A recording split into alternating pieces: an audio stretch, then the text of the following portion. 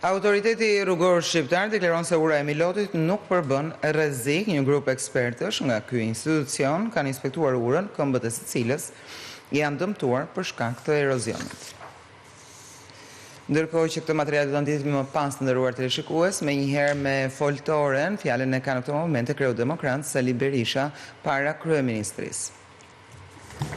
Për guximin, vendosmërinë, përgjegjësinë e lartë qytetare që dëshmoni, ju burra dhe gra, që mblidhi këtu për provuar shqiptarve se ky shesh është sheshi i lirisë, se ky shesh është sheshi i qytetarëve, se ky shesh do të shënoj fundin e këtij regjimi armiqësor ndaj çdo shqiptari dhe shqiptarje që kërkon, që jeton me djersën, me mundin, dhe kërkon të rrisë në këtë vend fëmijët e tij, të ardhmen e tyre.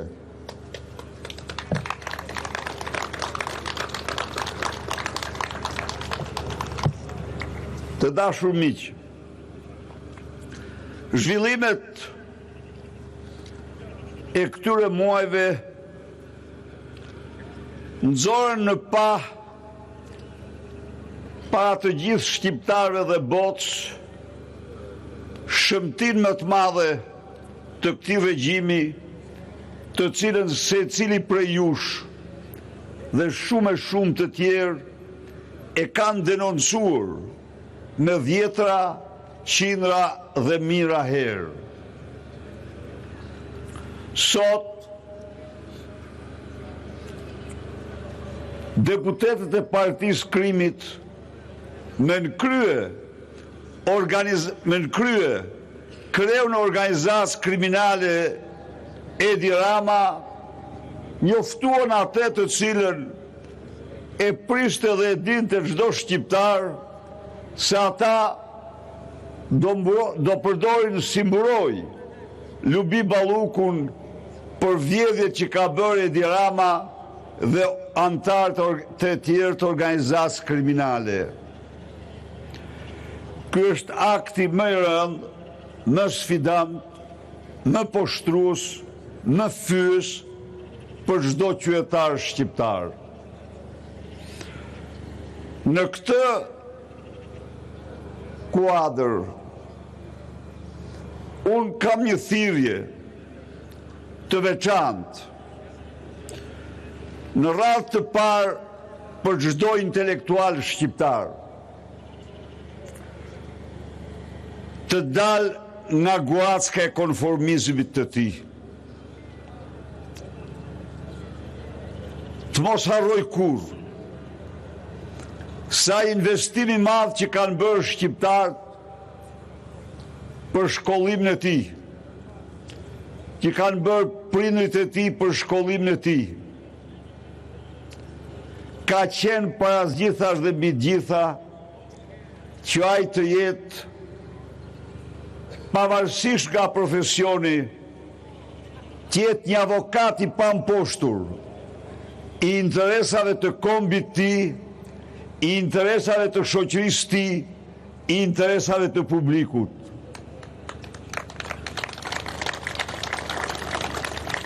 U drejtohem në këtë rast dhjetra mijëra mësuesve, mjekëve, inxhinierëve, ekonomistëve, juristëve të këtij vendi. Konformizmi me këtë regjim është mëkati më i madh i jetës. Në nështrimin ndaj këtij regjimi është një gabim i pafalshëm. Asnjë njeri nuk duhet dhe nuk mundet të konformohet dhe të pajtohet me këto që ndodh. Por pas gjithash dhe mbi të gjitha, ju banor të shtëpisë së dijes, antarët e inteligjencës së këtij kombi, i keni shumë më të mëdha përgjegjësi ndaj tij. ju s'mund konformohi, sepse asnjëri prej jush nuk thot dot se s'po e kuptoj çfarë po ndodh. Çdo njeri prej jush e ka të qartë se kreu i regjimit po përdor mazhorancën e krimit, po përdor mandatet e krimit si parzmore për të mbrojtë veten e tij nga vjedhjet që u ka bërë qytetarëve. Asnjëri prej jush nuk mund të pajtohet, sepse ju, më mirë se të gjithë të tjerë, e keni të qartë se me këto akte kreu i organizatës kriminale Edi Rama po mbyll dyert e Europës për shqiptarët, po shkatron ëndrrën më të bukur që nga rilindja kombëtare gjerësot të kombit ton, ëndrrën europiane. Asnjë nga ju dhe prej jush nuk mund të pretendoj se nuk e kupton që kur shkelet kushtetuta, kur drejtësia azgjësohet, nuk ka më shtet, po ka një band, ka një parashtet, nuk ka më esje para, por ka kthim të të shkuarës si të ardhme. Ndaj dhe kudo që jeni, në orë të mësimit, tek shtratit smurit, në zyra, në normanje, në fabrika dhe në çdo vend, ju duhet bëj dalëzotësit e vendit tuaj. Dhe mos harroni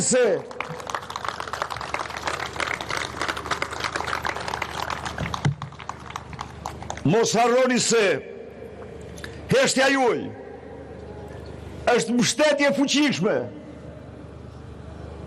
është mbështetja më e fuqishme për kreun e organizatës kriminale që të vazhdojë rënimin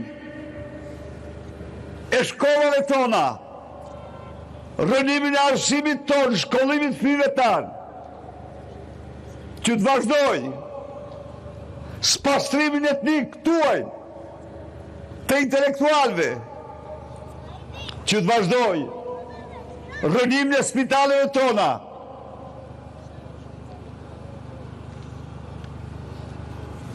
shkatrimin e sistemit shtetësisë. Mos harroni se qëndrimi në pushtetin e tij ndihmohet më shumë se nga çdo gjë tjetër nga heshtja juaj. Ndaj dhe dini në shesh,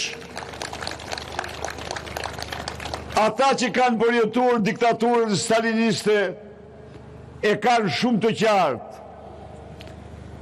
se cila ishte përgjegjësia për konformizmin ndaj saj. Por do t'u them një gjë. Konformizmi ndaj këtij regjimi është dy herë më i pafalshëm se sa ai tjetri.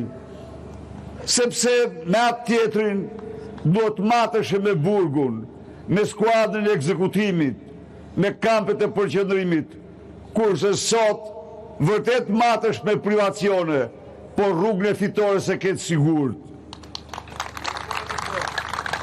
Kam një thirrje të veçantë për të rinjt shqiptar. Vendi juaj të dashur studentë dhe student, gjimnaziste dhe gjimnazist, të rinj dhe të reja kudo që ndodhin, sot ka nevojë më shumë se kur për guximin dhe energjinë tuaj. Ai kërkon guximin dhe energjinë tuaj para asgjë thash, për ju të dashur të ri. Pas gjithash për taftën tuaj. Pas gjithash që ju t'jeni banorët e këtij vendi, që ju të ndërtoni këtu ëndrrën tuaj, që Shqipëria tjetë Shqipëria ëndrrën e tuaja, dhe jo të mirë rrugë të botës me ëndrrën tuaj maskrahu për të dektisur. Kjo është arsyeja pse Shqipëria u fton ju, pse ka nevojë për guximin dhe energjinë tuaj. Ndaj dhe harroni të gjitha pasojat që mund të kenë, prindrit nga puna po pa puna, ngriuni të fuqishëm, sepse çdo ditë më shumë privacione ndështohen.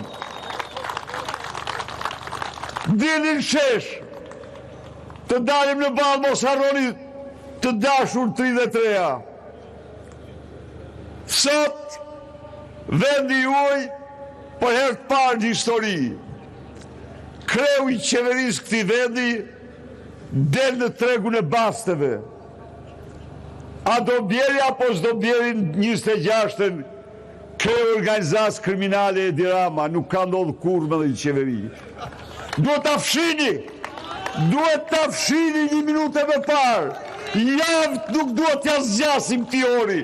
Këtij kriminali, këtij hajduti, që s'ka asgjë të përbashkët me zyrtarin, s'ka asgjë të përbashkët me qytetarin, s'ka asgjë të përbashkët me njeriu me dinjitet. Po është një kriminal. Pa po drejtohem këtyre policëve këtu.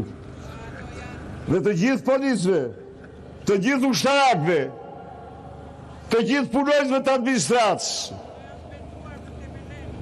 mos mbështesni, por sabotoni çdo ditë këtë regjim. Delancojeni dhe sabotojeni. Ta heqim minutën më parë. Ta hedhim në koshë e plera të historisë. A e pat ju se si ai mbrojti? Në thoni, cilin prej jush ka mbrojtur ai në 13 vite, si që mërën hajdutën, si që mërën vjerët e veta, si që mërën kriminelin, e dëmkosur në parlament të Vran Balla dhe bandën tjetër. Nuk do të ndani me këta hora moralin e tyre. Këta janë kriminel. Janë njerëz që s'kanë asgjë të përbashkët me moralin tuaj, familjeve tuaja. Këta janë anti-shqiptar, që po zbrazin Shqipërinë, po shkatrojnë Shqipërinë. Ndaj dhe duhet t'u japim atë përgjigje që meritojnë.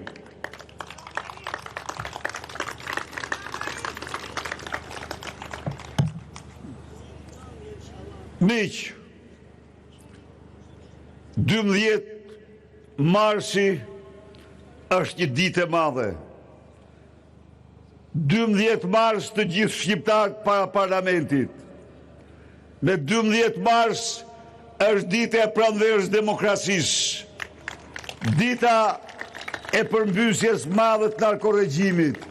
Ndaj dhe në ora 10 e gjithë Shqipëria tek parlamenti. Ne t'i japim përgjigjen e merituar Edvin Kristaq Rams dhe bandës së tij. Rrofsh Shqipëria, fitore, fitore.